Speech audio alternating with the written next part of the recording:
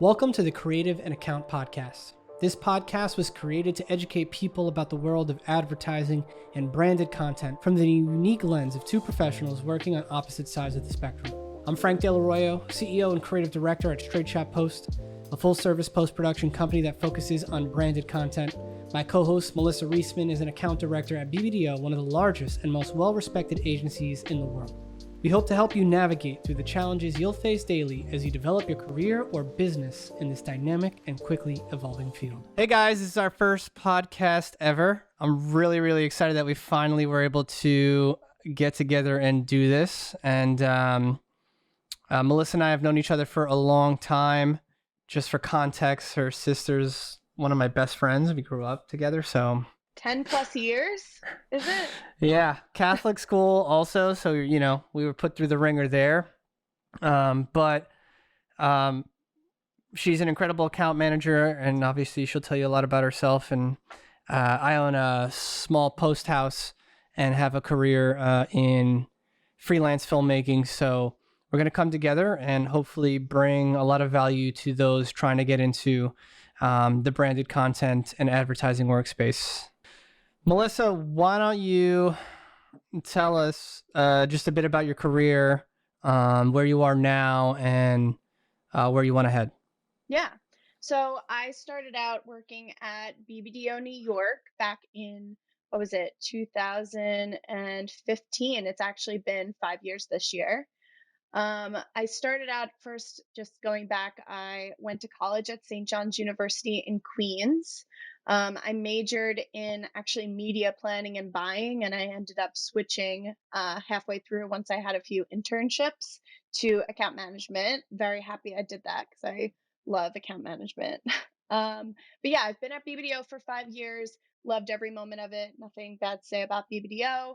I've definitely been across a lot of accounts, whether it be retail or, in the health industry. I've definitely had my fair share of, accounts and people that I've dealt with.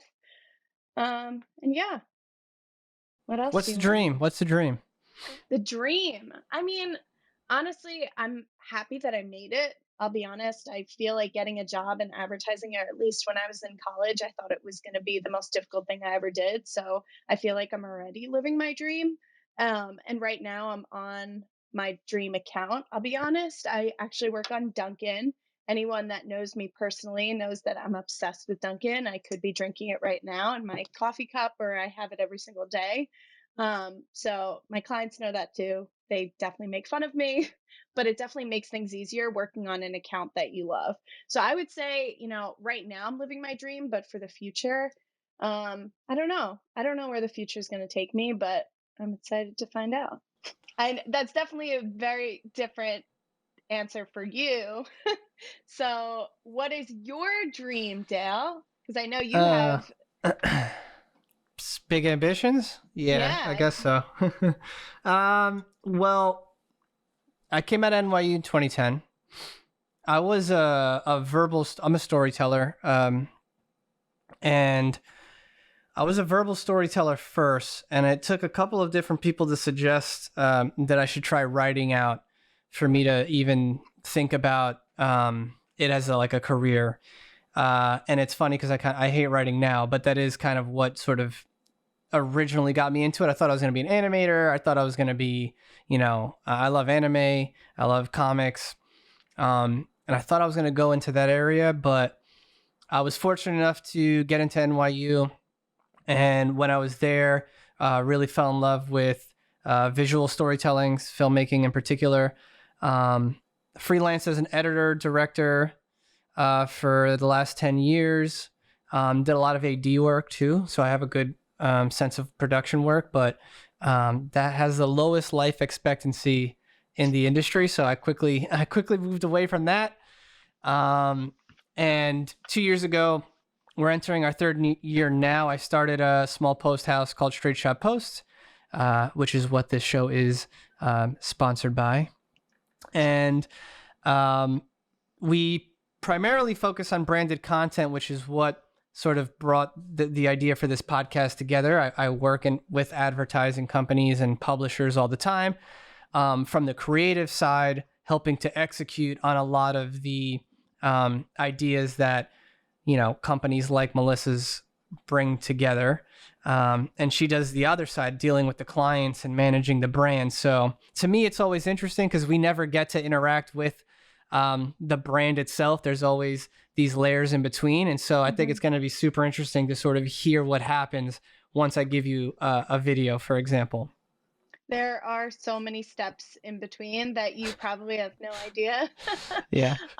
Especially working in account, and I know we'll get into it in future episodes. There's so many layers.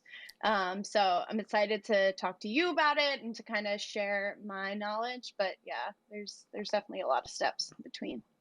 Yeah, and I think one of the best parts is, I'm coming from a small business, I'm grinding every day. We have a great team, but it's very scrappy. And sort of conversely, Melissa's coming from a very well-established agency that's been around for so long and is such clout and, works within this big moving giant.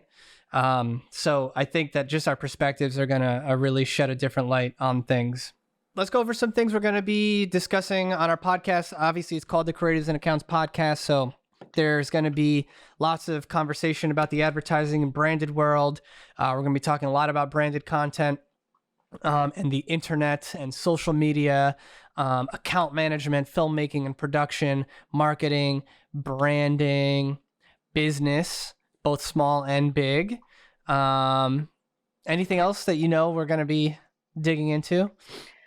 I think really just kind of helping someone that could be interested in all of these things, kind of learning more about it and getting their foot in the door. Because I know for both of us, Dale, we've definitely had, different experiences. Obviously, we're, in different ages and we've both gone through multiple things. And I think us sharing how we got to where we are is going to help someone, get, to where we are right now. Yeah. I'm with you. I do agree. I think a lot of our audience, I would hope, are young professionals or people in high school thinking about going to college for these fields. I think we want to be really tactical. We want to give value and advice about how it actually happens. I think one of the unique things about our podcast is that we're both currently in the workforce. It's not a Tim Ferriss or a Gary Vaynerchuk who's made it already. Which they're awesome and they give advice from that perspective. But we actually are here. We have bosses, we have clients, and we deal with this kind of on the day-to-day. So I think that there's a lot about what we go through together every day that could be super useful for those who want to get into this as a career. Yeah, definitely. I agree. Hey guys, this is Dale here, and I just wanted to take a second to tell you a little bit about our sponsor for this podcast, Straight Shot Post. That's my production company. We're a full-service production company located in Williamsburg, Brooklyn, and we primarily focus on branded content. Our work has been seen by millions of people, and we've had the great pleasure of working with awesome companies such as VaynerX, Olay, Canon, and Herschel Backpacks. If you're interested in checking out our work, our website is straightshotpost.com. We look forward to hearing from you. So to transition to today's topic, of course, this is our first episode, and we're going to be talking about how to get started. I don't know about you, but I'm a huge believer that everything starts with you. And I think it's super important to be thoughtful and to be self-aware. That's the cause of my company is to help make the world a more thoughtful place. So I thought it was the perfect place to start. So I wanted to dig in and try to understand, what do you think what are the elements that you're made up of that turns you into an account manager? And so I'd love to go back. What do you think your personality is? When I was in college, I was definitely very competitive. And I feel like I've been that way, since I was young. I played sports when I was younger and I was always very competitive. I'm also a big Mets fan, and being a big Mets fan in a world full of Yankee fans, you have to be competitive knowing that your team isn't as great. So that I feel like has definitely, being competitive and wanting to get a job in this field, you have to be competitive. That's something that, you need, at least I feel like you're the same way in order for you to get your foot in the door. Yeah, I do. But, and what else? So were you brash? Were you a rebel, or did you do what you were told? I mean, I was probably the rebel, being the younger sister. And my sister, I feel like, did everything, as she was told. I kind of wanted to rebel a little bit and go outside of, the box. Um, and I feel like you can agree with that, Dale. Just knowing my personality and my sister's personality, I feel like we are different. But yeah, I would say I definitely rebelled as a child, and being that rebellious nature and being competitive and kind of pushing myself to the limit. I feel like that, as in a small scale, has helped me be a good account manager, because I'm always interested in continuing to learn, and I'm always competitive because I want to know what's going on in the world, make sure that I see what's going on from competitors and also other people that are in my field and how they do things. So I feel like that's definitely helped me. Let's try to give you a stereotype though. Were you the emo girl, the sportsy girl, the popular girl? I feel like that's hard. I don't know if I'm like I fit into a box, Dale. I don't No, think I I'm get like okay. I'm definitely the type of person that's like, I don't know. I feel like I was rebellious, I was The rebel, dude. competitive. That works. I've been, I don't know. And what about like I mean, have you always been? You sound happy. You sound like you have a bright personality. Have you always been like that? I feel like once I figured out what I wanted to do in my career is where I finally started to like really find myself. Because I'll be honest, I mean, I feel like everyone goes through that stage where, they go through life where they're like, I don't know what I'm going to do. Like you look at others and you're like, oh, someone's a teacher, someone's a doctor, and you really start to think about yourself and what you're good at. So when I started to go through that stage is where I started to kind of find my light and like find my voice. And I've always liked ads. I've been that like nerd that like loved watching commercials and like recited things, and I, so That's unique. That's yeah, you know. it's kind of nerdy, but whatever. I mean, it's helped me get to where I'm at. Hey, look, I was in anime club. I was in art club. I had my own So you're nerdy the side too. president of the nerd club. Cool. Yeah, I'm definitely was the artsy type probably for Yeah. for a bit, and had to learn. And definitely more of an introvert. Are you an introvert or an extrovert? You're probably an extrovert, right? I feel like I'm more of an extrovert. I feel like when I was really young, I was more of an introvert, just trying to like find my voice. But now I Mm. feel like I'm more of an extrovert. Are you comfortable in big crowds? Yeah, I would say so. I mean, I've been in different scenarios where I don't really know anyone, and I've kind of just had to start talking to people. I feel like that's also an important role of like being in account management, is you have to learn to be a people person. And I feel like Hmm. it's an important trait. So if you're in a big crowd where, you might know one person, I could probably walk around and I would say I'd know about like five or six people by the end of the night. Why? What Yeah, about that you?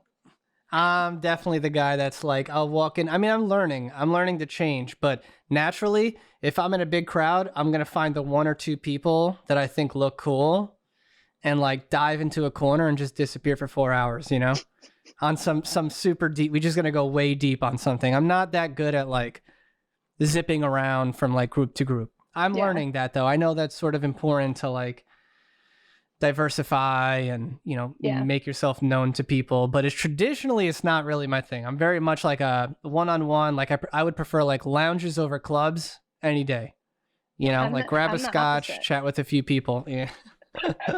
So No that's surprises.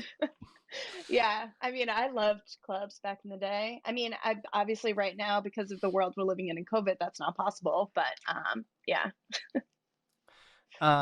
That's so if you were to you know sort of to sum it up, if you were to take a look now where you are, um what would you say your like core values are? What are the things that drive your decision making? What are the things that drive my decision making? Such philosophical questions, Dale.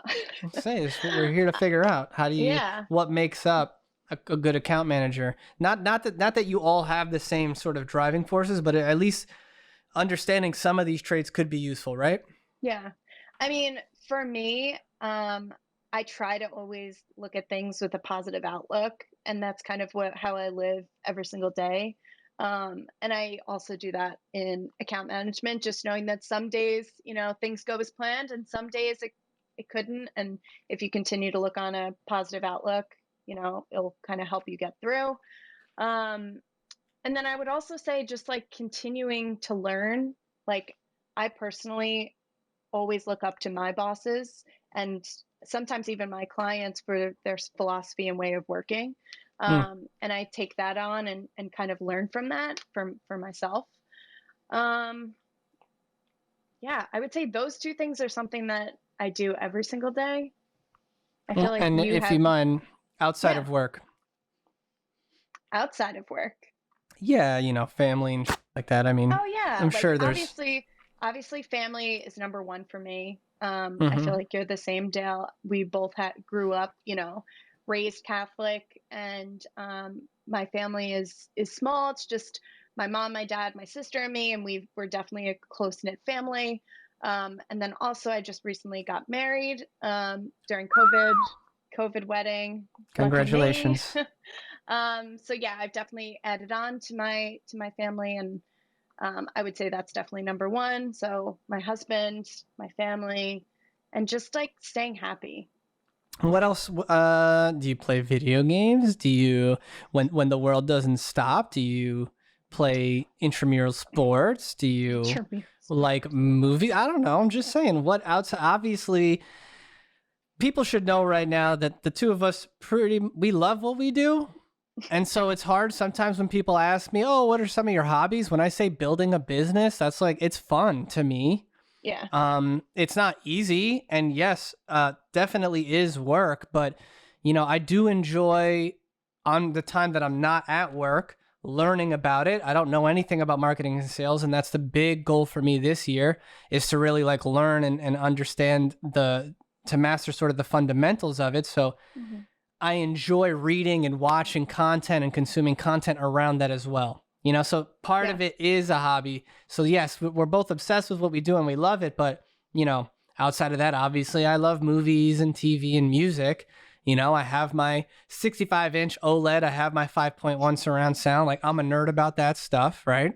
I love anime, as I'm sure you guys will hear again and again. And, so there are some things outside, and of course, I mean, I play video games. I'm a massive esports fan, huge fan of League of Legends. So like, there are things outside of video editing business and storytelling business that I enjoy. But I am single also, so it's different game. Don't have a super cute cat to play with either.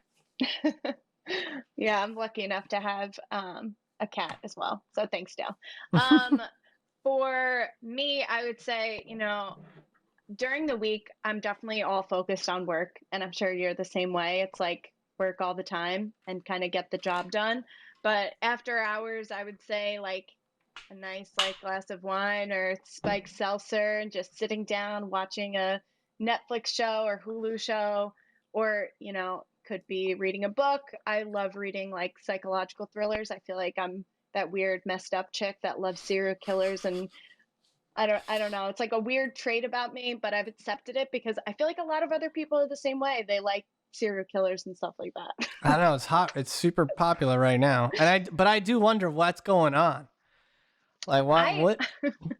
Because when I see it, I'm like, Jesus, this. How do you finish this and then put a smile on your face afterwards? You know what? I feel like it gets my mind off work, and it's something so completely different where like I could just watch like a serial killer documentary and forget everything about work that day versus like if I watch a TV show and it's not so distinctly different from like my day job, I start thinking about work. So I feel like that's kind of why I like it. And also, I don't know, I've always had a fascination with like law, because I feel like if I wasn't in advertising, I would probably be a lawyer because I've definitely been interested in like, criminal law and like that type of thing. So it's just maybe a personal trait, but it is great to hear that it's popular with other people too, so I don't look like a weirdo. Real quick, what's the last book you read and the last show you binged or movie you watched? Gosh, I'll be honest, I haven't read a book front to back in a really long time because my wedding was in September and with work right afterwards, it's really hard for me to sit down and read a book Yeah. personally. I've definitely been watching a lot more shows. I just finished Queen's Gambit and I watched Bridgerton on Netflix, the two What's like newer Bridgerton? shows. It's about, I guess, like middle age, like it's like a romance. It's romance, it's definitely a mystery. It's like a lot combined. Wait, You is need that the one? Is that the one? Is it set in like 1800s Yes. or whatever? That's what it Oh, is. there's a lot of Yes. sex, right? Yeah, there is. So my mom and my sister-in-law were watching that over the Christmas break, and we're so hooked to it. And they were like, there was like a diverse cast too, right? Or something Yes. like that. Yeah. Exactly. So my mom had read all the books in the series and was Oh, so okay. ready. And she knows, she was like, Dale, I don't know if you can see, this is very racy. There's a lot of scintillating scenes. I was like, okay, Ma, you know what? You can have this one. I'm gonna go and I'm gonna go upstairs now. So Yeah, yeah, her and my sister-in-law just devoured it. I wouldn't, I mean, it definitely is a certain taste. I'll be honest. I'll be honest, like I was just looking at like all the Netflix shows, like what are the top ones, and I just started binging it and I finished it really fast. But I would say, and I know that we both talked about it, but Queen's Gambit is a great show. I personally loved it. I thought it was I really interesting. Queen's Gambit was good. I will admit it was well made. I'm wondering if it was too hyped by the time I saw it, but you know, it was, it's good. I'm not about to, I know what's going to happen. If I say anything, I'm about to get flamed super hard. So let me just not. It was great.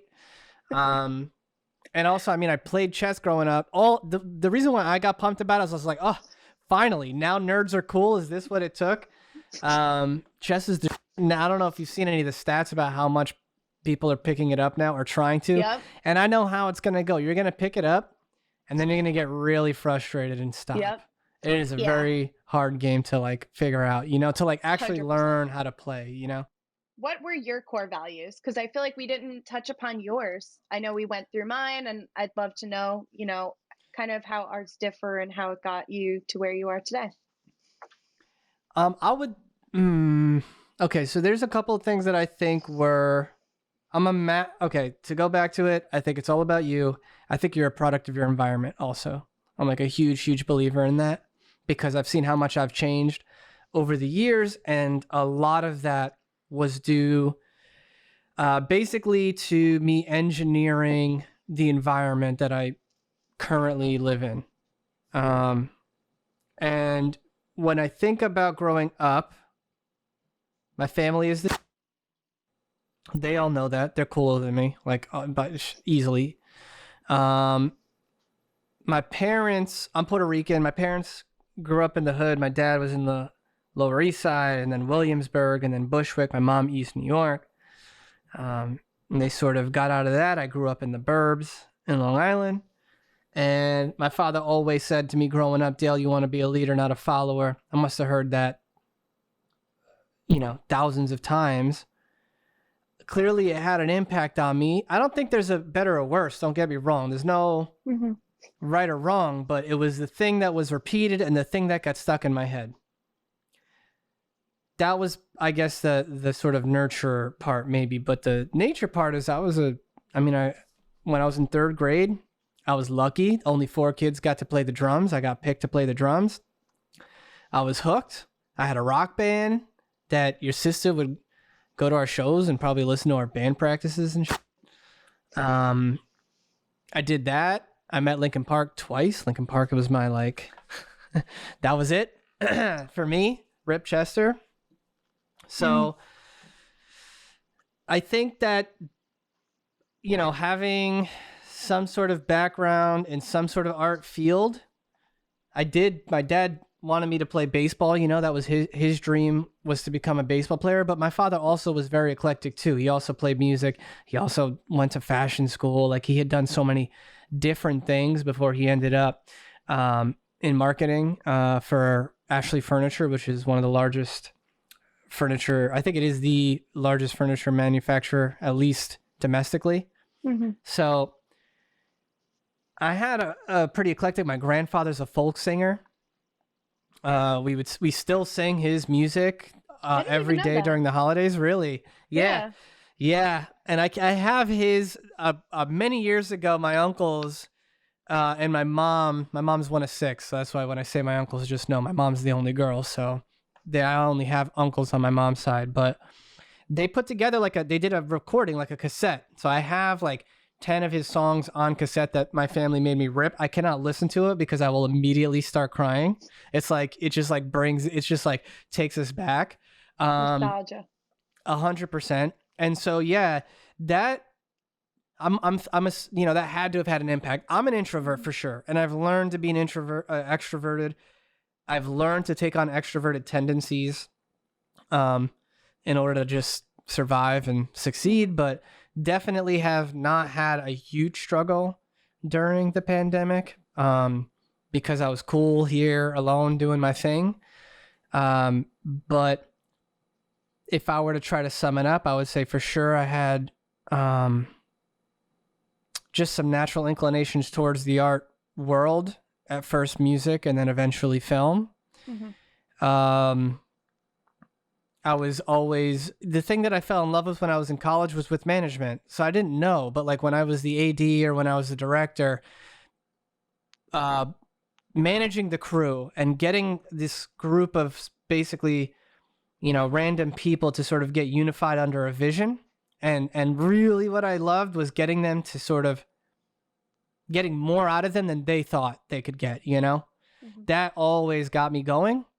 And even though it took all of my 20s to sort of figure out that I should start a company, I think now that I'm here, I feel like everything in my life is sort of aligned. Kind of like how you're saying, where it's like you're with an agency that you respect and that you want to be with, and you're working with a client that you actually enjoy. I feel very much like every day my life and my routine and the way I've engineered my life now is all in alignment to, make the world a more thoughtful place and to really build this video editing company into something special. And ultimately, we're going to make our own content, of course. So I'm going to come right back to it anyways. But yeah, when I look back, I know that there's no doubt about it that like my childhood had an influence. And that's science too. I mean, to me, it's actually a little sad how much your childhood does impact you. There's no escaping it, basically, and there's a lot of stats, like we're 50% malleable and 50% hardwired, something like that. And there's a lot of people that I respect, like Tom Belew over at Impact Theory, who's trying to help foster the 50% we can change and how to, access that. But there's no denying that the stuff my father said, or the amazing family trips we took, or the support that I had. I remember playing a little gig with my band. My whole family came. They threw out a hat. They were throwing us, like, that made me feel so good. And it gave me the incentive structure of like, keep doing these things, make people happy. That stuck with me, Yeah. So I don't know if that answers it at all, but because there's a lot of different things in there, but yeah, certainly owe a lot to my family. And I certainly, a lot. I think you touched on this too. Optimism, for sure. Competition. You were telling me this. I never even knew this, but tell what did your mom say about me and your sister's friend group? She was saying that, I mean, your friend group in general is very similar. I feel like you guys all like, similar things. You nerd out about stuff. But at the same time, you guys are all competitive in nature. You guys were always wanting to like one up the other person. And the fact that my mom, who was an outsider, who would just kind of just see you guys interact, was also able to notice that, it just kind of reinforces, the fact that you're competitive. I think what's funny though is if you ask us, I don't think we would say that, That's why I think it's so funny. It's like I never really... we competed all the time in like Super Smash Brothers, which, I want everybody to know I dominated, but we did have one of our friends, Sandra, who was just straight up better at Melee. But when Brawl came around, that's when I had my rise to fame was in that. But Yeah, I mean, we were always having fun doing that, playing games with each other. We love board games and stuff. Um, Brian would always manipulate our friends to beat me at Risk, which always drove me bananas. See, You that's know, like the prime example, though. Like he yeah. manipulated just to beat you at He it. It knows just it. He shows, knows it like, too. I feel We like you always guys just played always wanted spades to and beat each hearts. other. Yeah, we always played a lot of card games. We, yeah, it's true. And we always were a group that I think like held each other to a certain standard. I don't know if that makes sense. Like when it came to grades or something, we would always help each other out and try to push each other. When we all did come together, we got 110 on our science movie that we made. So that was when the forces were combined. Is that a brag right there? 110? Yeah, 100%. Ask your sister. Exactly. Ask if she has the tape. She has the tape. We made fun of all our teachers. It worked. This is definitely also because we went to a private Catholic high school where I feel like they were also competitive and it kind of taught us to be competitive. I will say one thing. I know for a fact that, like, so for people to give some context, the way that the testing was structured is our high school was split up into trimesters. And at the end of each trimester, you'd be taking an exam that counted for 1/3 of that trimester's grade. And then at the end of the year, all of that only accounted for half your grade, and you would take a comprehensive exam that counted for the other half of your grade. Okay? Right. I think we're done. I've got like PTSD from that life. I'm not going to lie. So just take that. So from what, 13 to 18, basically, because I did it in junior high too. Did you do Latin school? I did Latin school. Yeah. So for 7 years, you were trained in that way. And I do think that it taught me a lot about how to study, because when you're studying for a comp and you have literally an entire year's worth to, remember, you have to be tactical about, I remember doing so much, which is not on purpose, but it's exactly how it was. And they used to call me the prophet in high school because they'd ask me what was the essays. Ask Brian. He would always ask me what was going to be on the religion essays, and I crushed it most of the time. But basically, you'd have to be thinking, who is this teacher?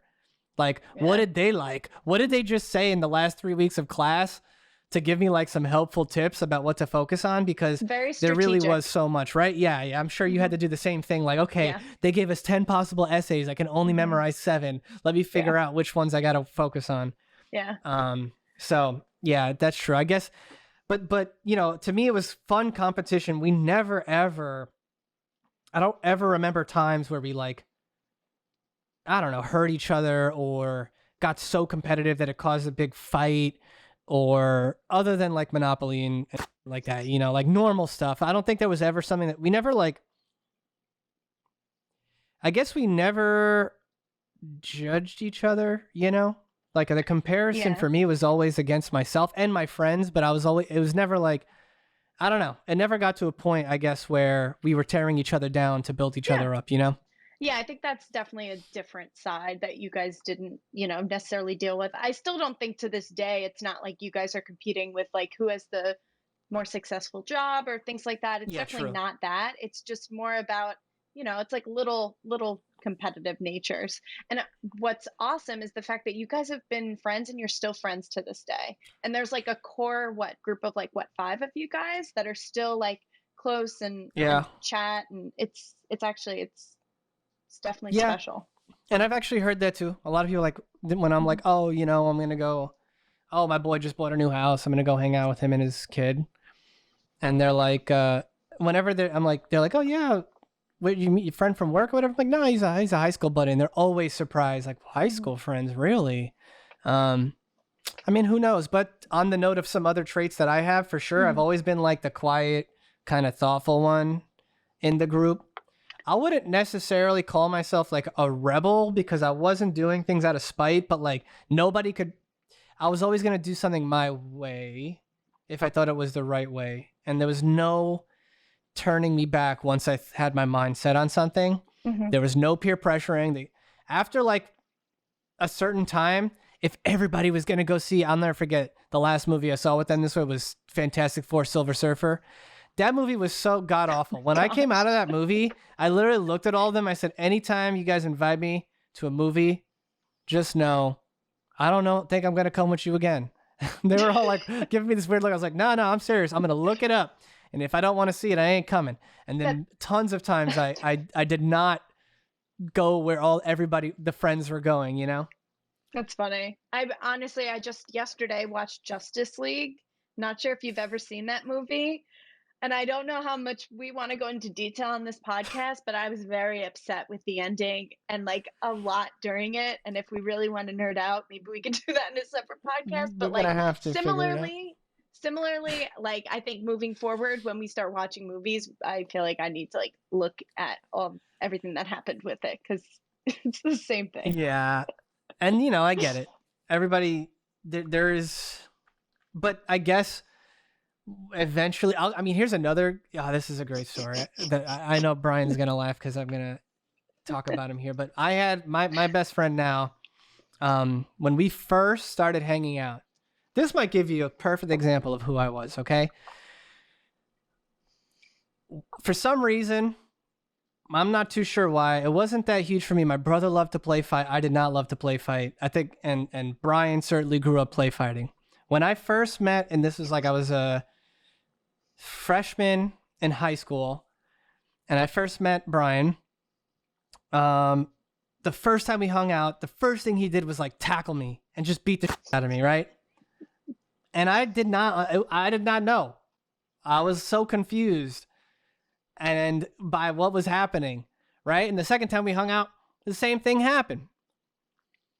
So I'm upstairs in his room. I'll just never forget that this kid, he just basically beats the shit out of me again. And I just walked downstairs. I walked out of his room. He was very confused. I walked downstairs. I sat down in a chair in his little computer room. And I was like, Brian, sit. And he sat down and I said, listen, bro, if this is what friendship means to you, I don't need to be your friend. It's cool, man. If this isn't fun for me, and if this is what you genuinely, if this is what you want to do, we don't have to be friends. It's cool. It's all good. And till this day, this dude has never, he messes with me all the time in other ways, but he's never touched me again. He actually took it out on my brother for the next like 4 to 6 years. But like, that's who I was. I was just like, hey, simple. This doesn't make sense. I don't like it. And like, I was not conforming. I was not adapting. Like it was either he was going to stop or we weren't going to be friends. And that was fine with me too.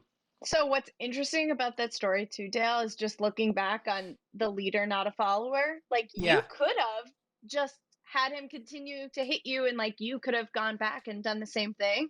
But you knew like inside like your core values, you're not the fighter. Yeah, it's definitely not. I'm a diplomat. I gotta say real quick before people flame, but like Brian's a lovely guy. He's about to have his second kid. He's a wonderful human being, very, very nice human being. But we were freaking 12, 13. That's what they did. And also that's probably what his environment had. He had a younger sister. I'm sure he just play fought. He wanted a brother.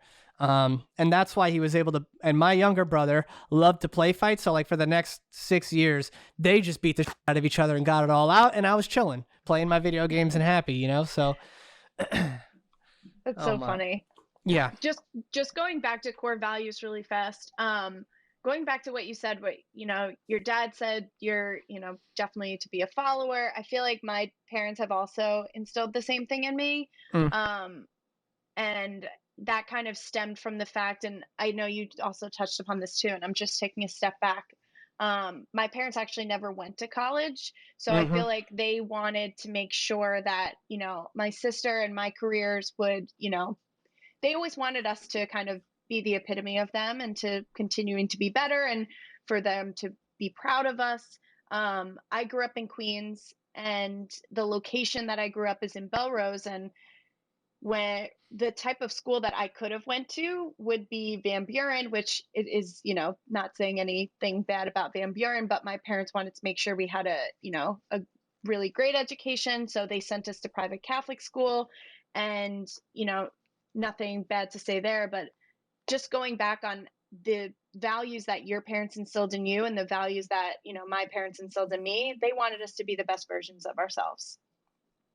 Yeah. So I think that that's definitely, led us to be where we are today.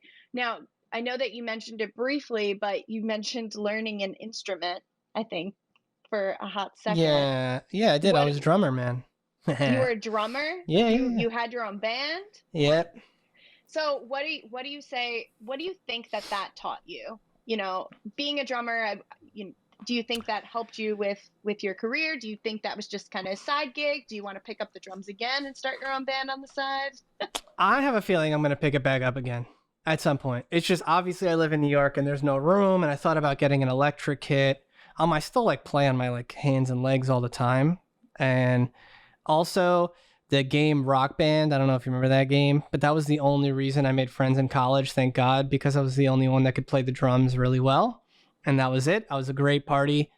That was the only way I was getting along at dorm parties, was just like playing Rock Band on Expert, and that's how I made friends. So yeah, I mean, growing up, it's honestly, it's like by far and away some of my like fondest memories. And like, I Facebook stalk all those guys still, and they've all gone on to, um, they look happy in one way or another, which is good. But yeah, I mean, I guess in the earliest sense, like learning how to collaborate with people, right? And learning how to work with different personalities, and different people like certain things and didn't. Obviously, ultimately, the band did break up because different people were growing and starting to like different things, different type of music. They wanted to play different things. And I think that was a hard lesson to learn, but I was young and I think it was good to be like, wow, people change, you know?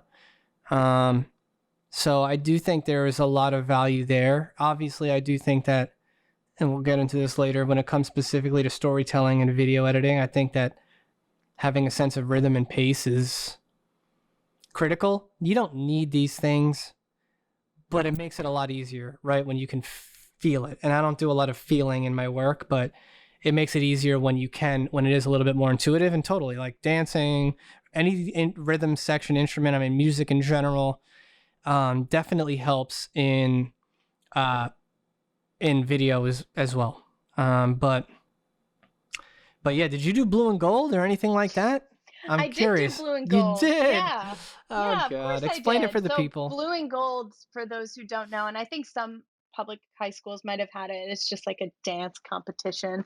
And, depending on if you were a freshman, sophomore, if you were, in sixth, seventh, or eighth grade, if you're in sixth, seventh, and eighth grade, you automatically get put into one section. But if you're a freshman, sophomore, junior, and senior, you could necessarily, try to be in another genre. So they have like jazz, hip hop, blah, blah, blah. I know when I first started, I was in entrance because that was what you were in when you were in sixth, seventh, and eighth grade. And then when I was a freshman, I was in jazz, which is just like regular dancing. And then I went up to hip hop because I really liked hip hop as a genre. I still do to this day. And I believe in hip hop, what was I, a junior or something? Yeah, junior. I think I was in hip hop. So yeah, I've definitely, the same as you, Dale, just knowing how to, dance and follow a routine and perform in front of other people. Oh So yeah. yeah, that part too. Like getting up in front of having an audience.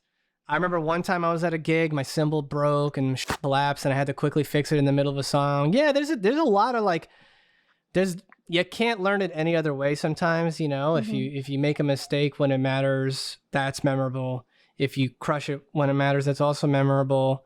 I think there's like a lot to learn about just performing in general when we were younger. But yeah. Let me try to sum up core values for people on my end. Maybe half this section gets edited out because I know we went on and on. But here what I say are some of the core values for sure. By far and away, honesty would be probably number one.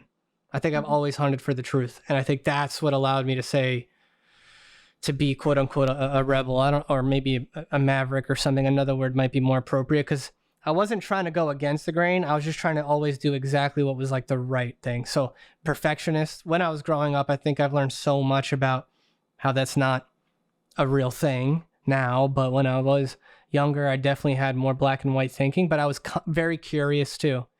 So curiosity, optimism, honesty were things I grew up with. And I think as I got older, empathy and sort of mastery, this growth mindset, have become things I'm currently like obsessed with. So I yeah. would say those are good core values. I honestly feel that mine are very similar as well. Yeah. Because we grew up with the same, our families definitely instilled the same type of core values Yeah. into us. So, yeah. There is something to say for those listening about the work that the generations before you put in, if you're like us, which is in a position of having choice. That's one thing I guess I want to make clear too. We could choose what we wanted to do. Our parents had done, and our grandparents had done enough work to get us to that place. So just something to say that how valuable I guess that is if you don't take it for granted. But let's just jump in and talk briefly about some tips for people in our industry or that are curious about our industry, and how to get employment and get a job or whatever. I want to start by saying, one of my favorite sort of sayings that I heard recently was two things. One, there's a triangle. I think Tim Ferriss is the one who said this, of money, time, and energy. And these three things shift as you get older. But when you're young, you have no money, but you have all the time and energy in the world. And so those are the things that you should be abusing. And on that line, I also want to say, everybody talks about working and hustle and whatever, and everybody says work smart, not hard. And I say work smart and hard and long. And I don't know who said that too, that I heard recently, but I completely agree with that. It's not that complicated in my opinion. If you have more time and energy, that's how you're going to match people that have more money to pay for things. And if you simply are working efficiently and you're giving it a lot of effort, and I don't think people talk enough about effort, then if you work longer than everybody else, you're just going to go faster. That's it. So it's not like, I'm not saying, oh, you have to work this amount or not, but people ask these kind of questions all the time, and the answers are very clear. I don't know how you feel about that. Mm-hmm. And that's any field. I definitely agree. I would say there's something about time management for working long, though, Dale. And we can get into this when we talk about account management. Definitely being in the advertising industry, it's a very busy world. So definitely putting in hours and hustling is something that we're used to doing every day.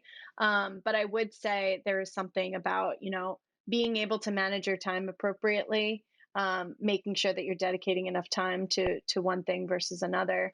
But also, I think you touched upon it, working hard, working smart is definitely right, but also staying humble and still hungry to, continue to learn and to grow.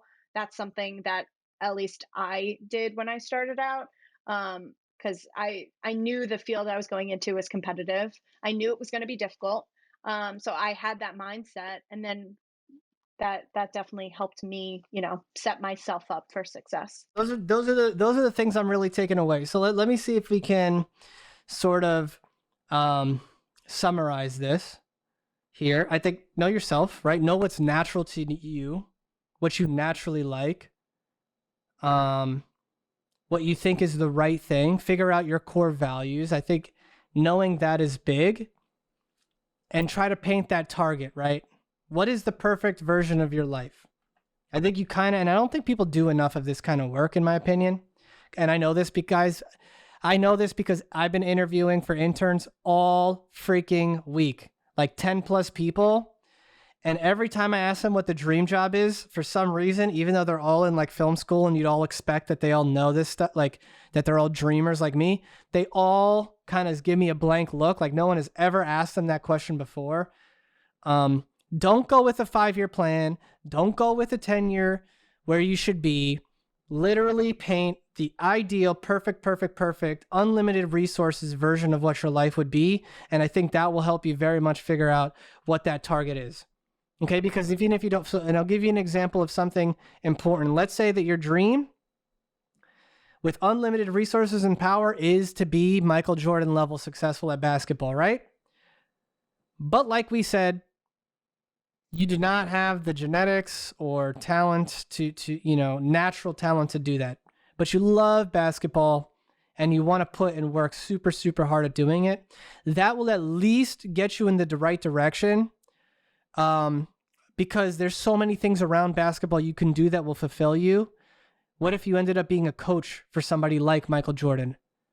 I'm sure. Or a trainer. Or an analyst. Or a newscaster. Or anything involving that field. I'm sure you would get a lot more sort of happiness in your life than if you said, well, I can't be Michael, so let me go into accounting. I'm going to use accounting a lot. My best friend's an accountant, so I don't want to do that too much, but like, you know what I'm saying, guys, right? That's something to think about. Get that target down. And in that note, please be clear about it. We write things down. I don't know. Do you write? Are you a writer? Do you write notes down and stuff like that, Melissa? Oh, 100%. Yes. I have a notebook in front of me right now. Show it. Show us the notebook. Pretty there you go. Notes. Yeah. Look at that. I'm digital. I'm a digital note taker, and I have my assistant take tons of notes, and I do have a notebook for all my dreams and every little idea that comes out. So we're big. Make it an actionable thing, right? When you figure out that it becomes account management, make that visible.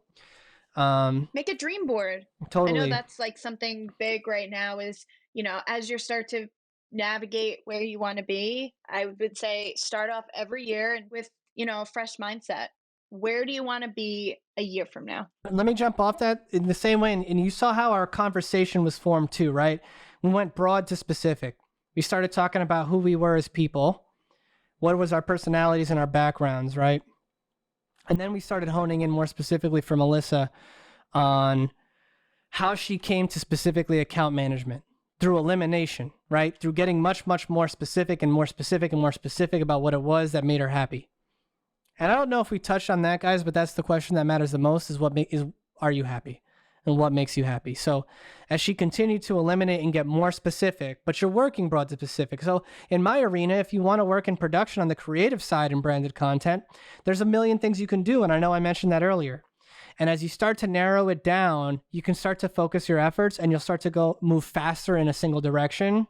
And that is, I think, a huge benefit too. And then lastly, stay humble, stay hungry, work hard, smart, long. I think you guys know all those things. It's not rocket science. If you put in more effort, you'll see more return, right? What you put in is what you get out. So any other last thoughts? No, I think this was a good start to, our first podcast episode, Dale. I'm pumped. Yeah. I'm pumped. Hey guys, I hope you enjoyed that episode of the CNA podcast. If this brought you any value, please don't forget to like, subscribe, and hit that notification bell. You know how much it means.